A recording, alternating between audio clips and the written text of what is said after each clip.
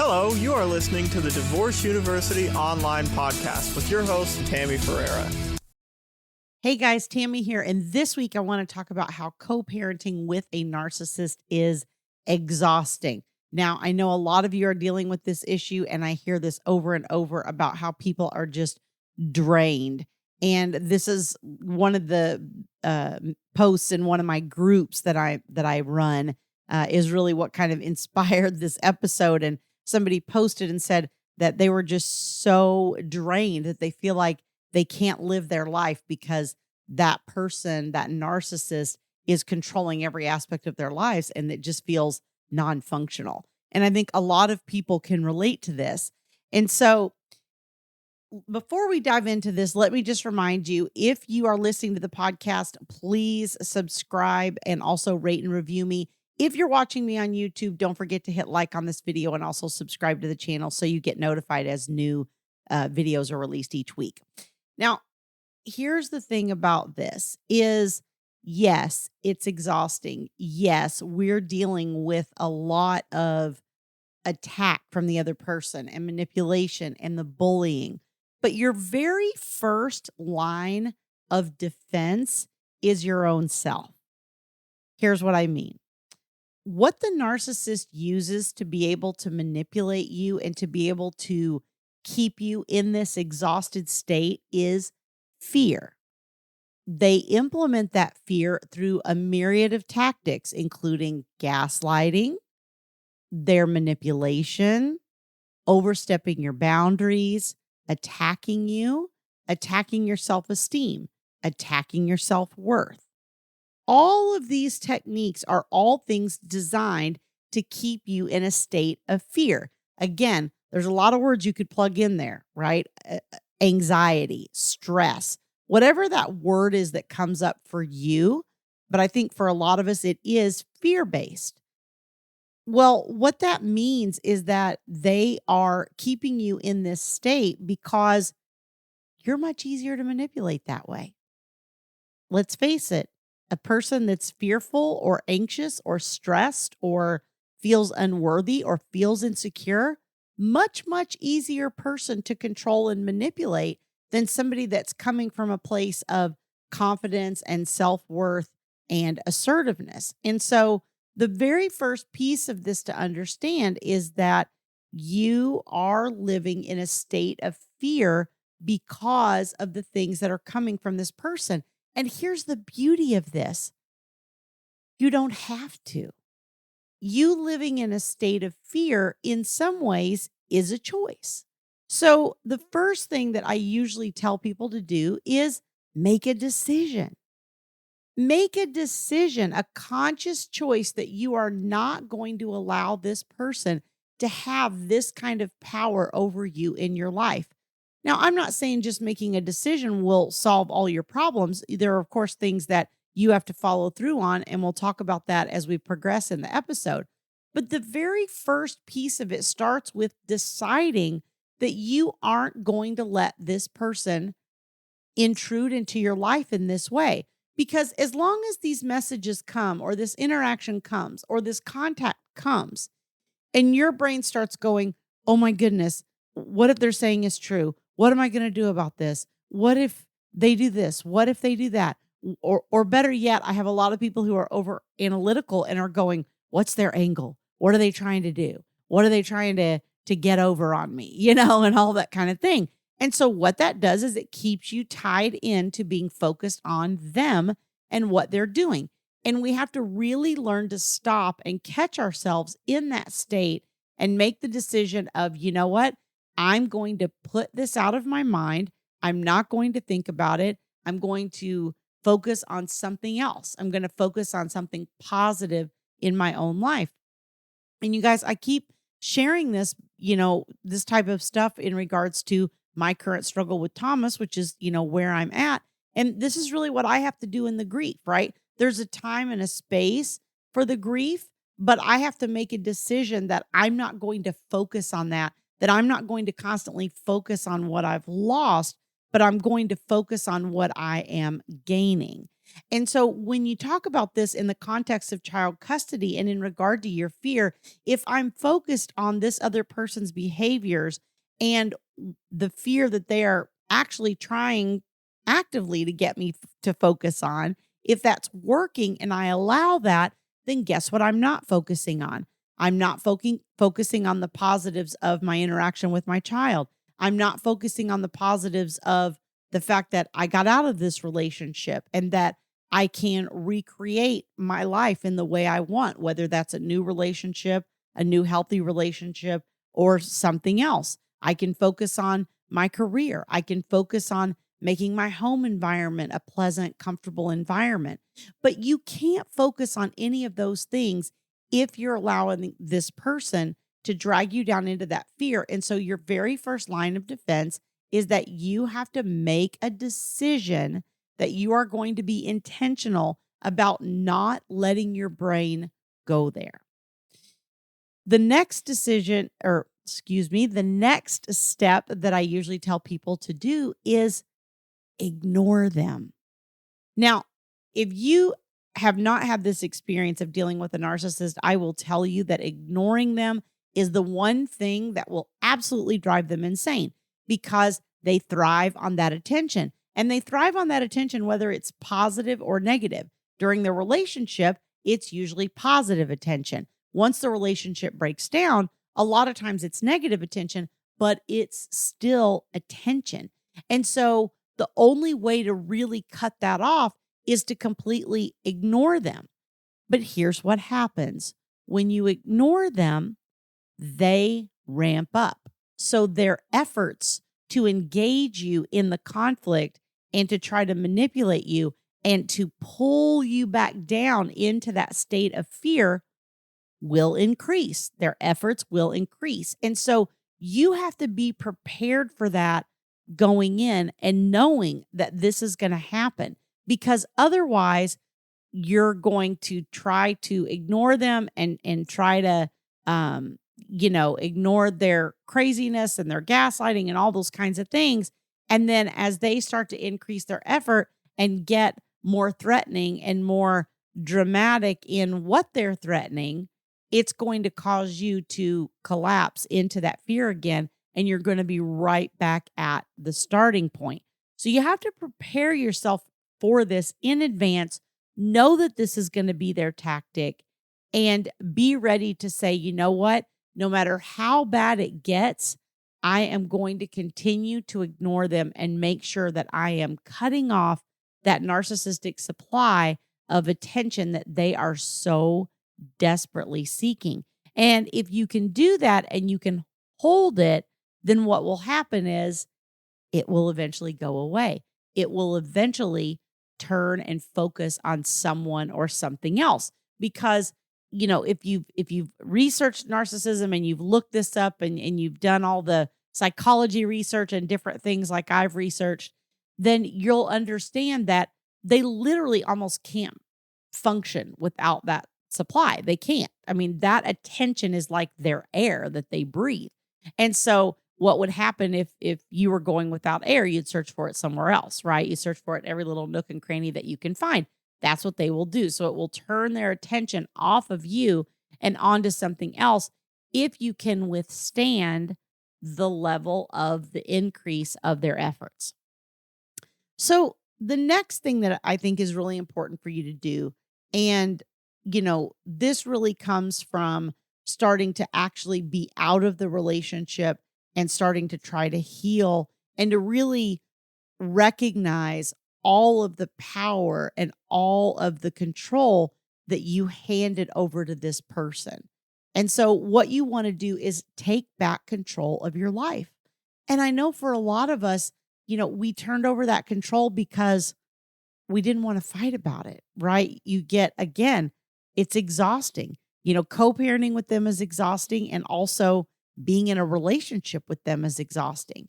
And sometimes you get to the point where you just don't want to fight anymore. And so you're kind of like, whatever, I'm going to pick my battles. I'm not going to fight over smaller issues. And so little by little, you just relinquish those little bits of yourself And pretty soon, the life you're living is sort of like a puppet on a string where they're sort of controlling everything.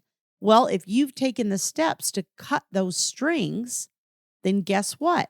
You're now the one in control. So now you get to decide. But again, if you're allowing them and their actions to continue to manipulate you into behaving certain ways or doing certain things, then what you've done is effectively left that relationship without really taking the control back of your own life. I can remember going through this with my ex-husband where I got out of the relationship and it was almost like, wow, what do I do? And then it was sort of like anything I want to, but it took a little while for that to dawn on me. And that's one of the good things about the co-parenting relationship is if your children are gone part of the time, even for, even for a couple nights a week or one night a week or whatever it is, that does allow you that time and space to sort of figure out what you want for your own life and to be able to live your own life. I can remember when Thomas and I first got together and he was in a parenting plan with his ex-wife, and the nights that the kids would go to the ex-wife's house were the nights that we could actually have a date or do something or enjoy an adult thing. Otherwise, the kids were with us and we were constantly, parenting and in kid mode and, watching, kiddie shows on TV and doing all those kinds of things that drive you nuts sometimes. But, you have to learn to take advantage of those things and learn to appreciate the time that you have without your kids instead of sitting around and feeling fearful, worrying about what's going to happen, worrying about all those things. Again, that's still a form of manipulation. It's just being manipulated through the children instead of directly. And so they're going to try to use things with the kids to try to cause you to stay in that constant state of fear so that they can continue to manipulate you to their advantage to get what they want. So you, again, have to make that decision that you're going to take back control of your life and that you're going to do things the way you want to do them, when you want to do them, and how you want to do them.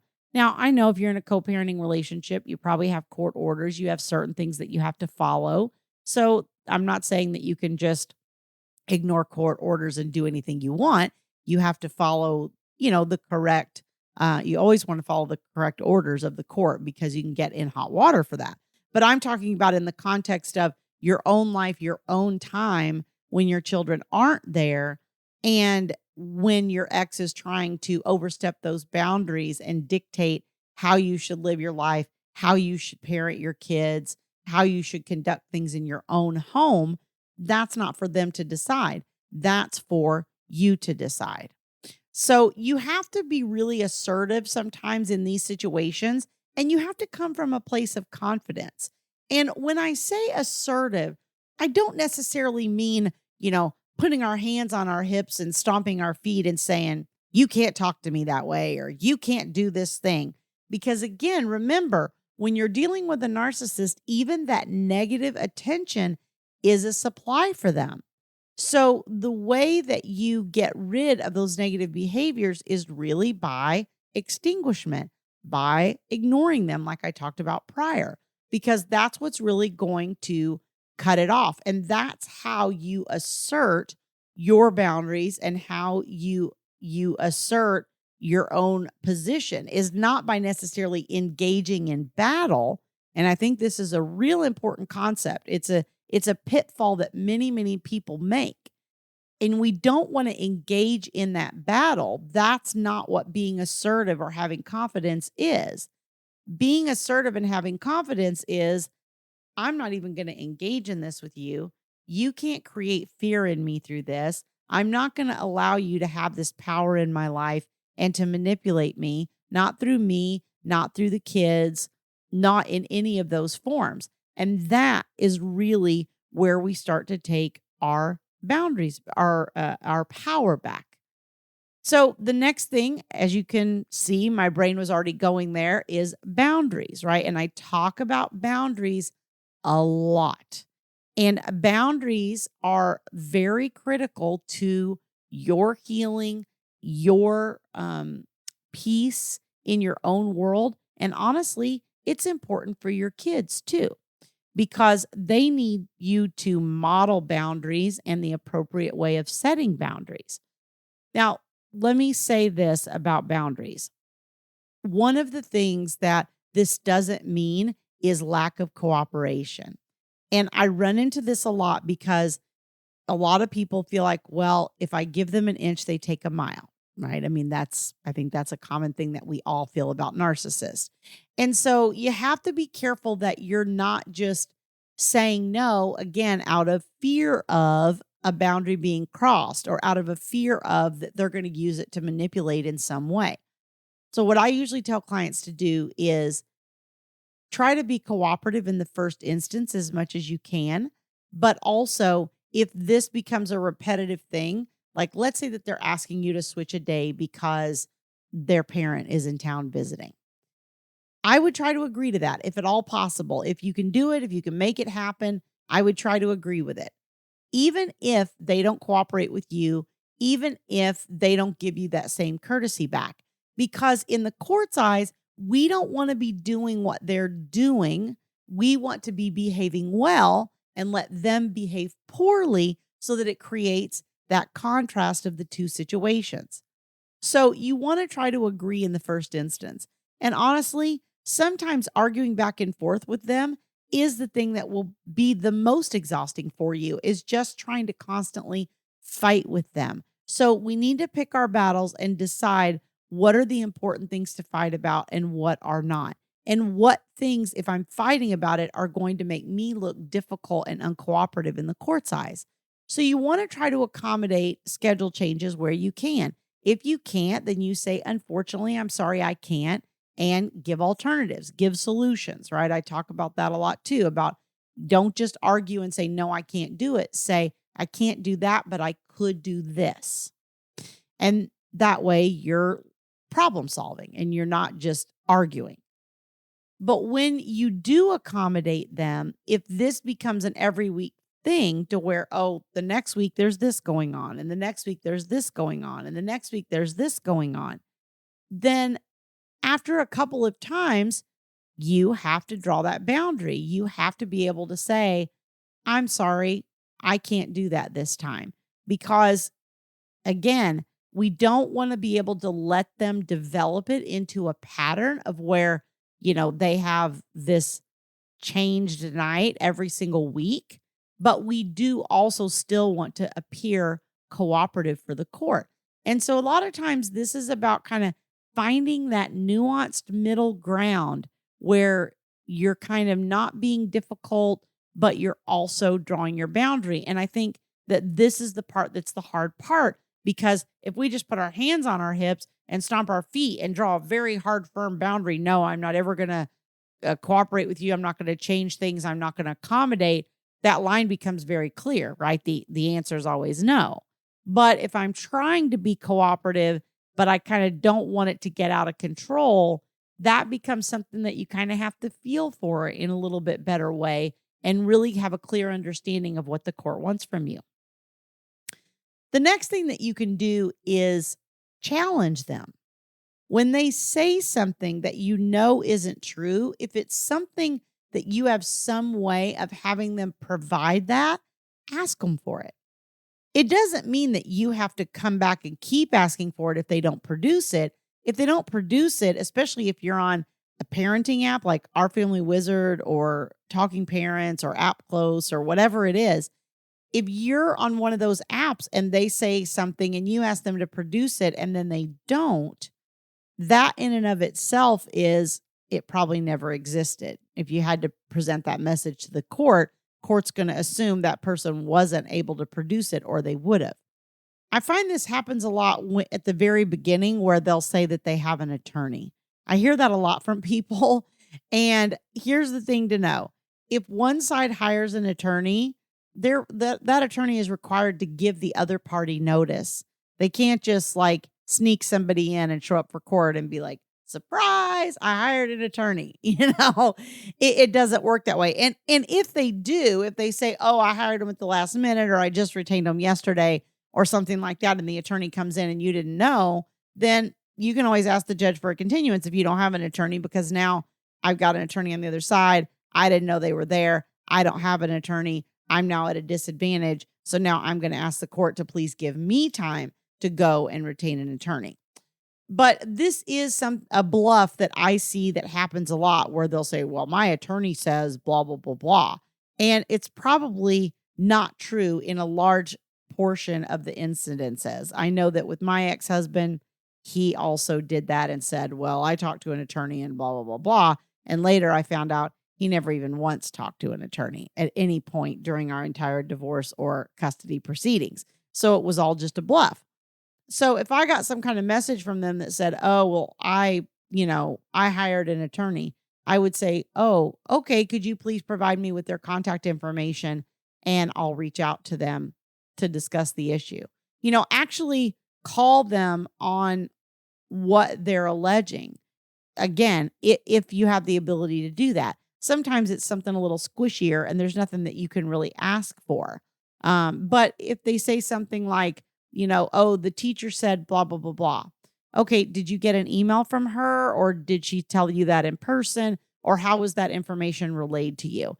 And a lot of times, even just asking that kind of question, even if they don't have something, they will just not answer because they don't want to start boxing themselves into a corner with their story.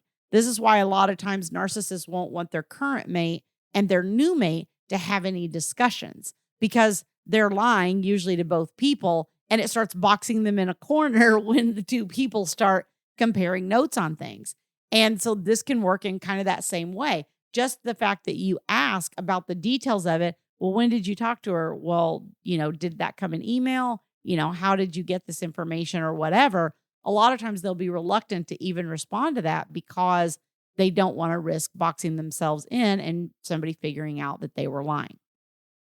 All right. So the last one, and this is honestly one of the most important ones, even though it's last, this is not an order of importance. I would say just say no. Now, this might seem very elementary in a lot of ways. And if you've been out of the relationship for a while and you have gotten further down the road, this particular one may not be as much of an issue for you. But if you've just come out of this relationship, then this one is going to be critical for you. And when I say just say no, again, I don't mean in regards to custody, co-parenting, trying to be flexible or whatever in the first instance. I think in those times, you have to try to work together and try to cooperate as much as you can. But when I'm saying no, here's what I mean. A lot of times when we first come out of these relationships, we are still able to be emotionally manipulated. And this is why the non-communication and drawing those boundaries is so important, because then it doesn't even put you in a position where you have to say yes or no to something. But if you have an instance where something kind of gets through the cracks and they ask you to do something for them that benefits them, that doesn't have anything to do with the child, it's the relationship between the two of you, you say no. Now, here's the trap I fell into. My children were teenagers, young teens at the time of my divorce. And so I guess my one was even a preteen. He was 11. So my kids were 11 and 15.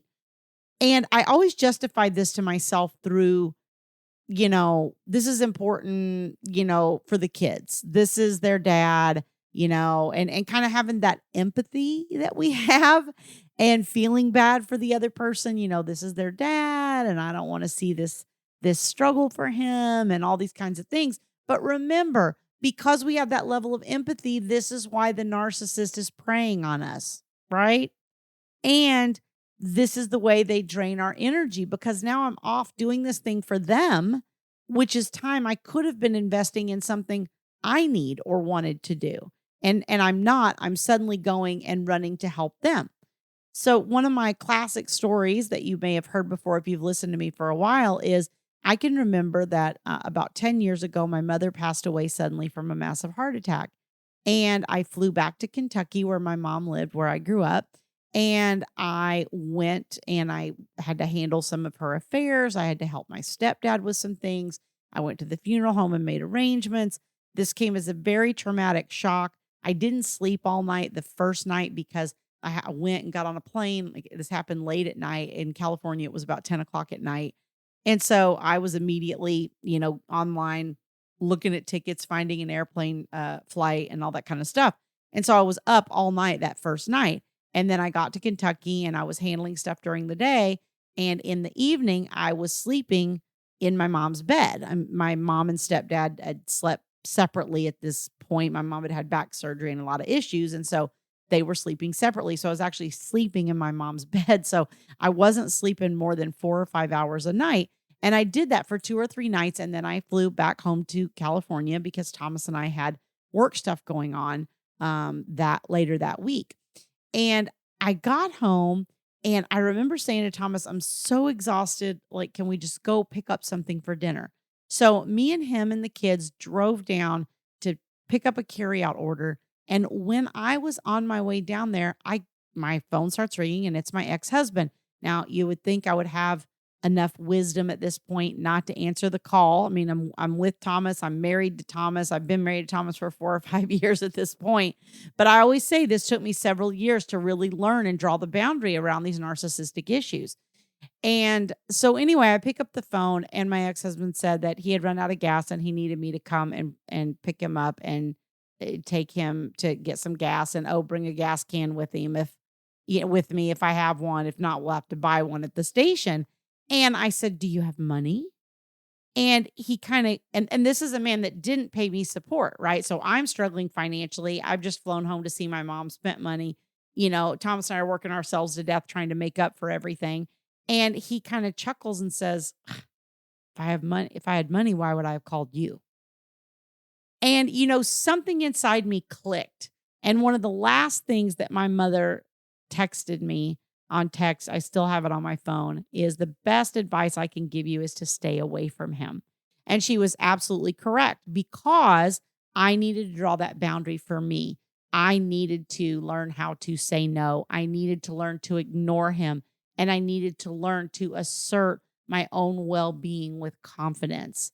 And so that was the parting wisdom that I gained from my mom. And ironically, her death was kind of the turning point for me in going, you know what, my life's too short. I'm not going to live it this way. I'm not going to allow somebody else to be constantly taking my power, exhausting me, and making my life miserable. So I hope some of the things that I've shared in this episode will help you accomplish that same thing. If you'd like some support and you'd like to learn more about my coaching services, please go to divorceuniversityonline.com/VIP-coaching. There's a link on there. You can book a free strategy session with me, and I'd love to talk to you and learn more about how I might be able to support you. Thanks for joining me. I'll see y'all next week. Thank you for listening to the Divorce University online podcast with your host, Tammy Ferreira. For more information, visit www.divorceuniversityonline.com.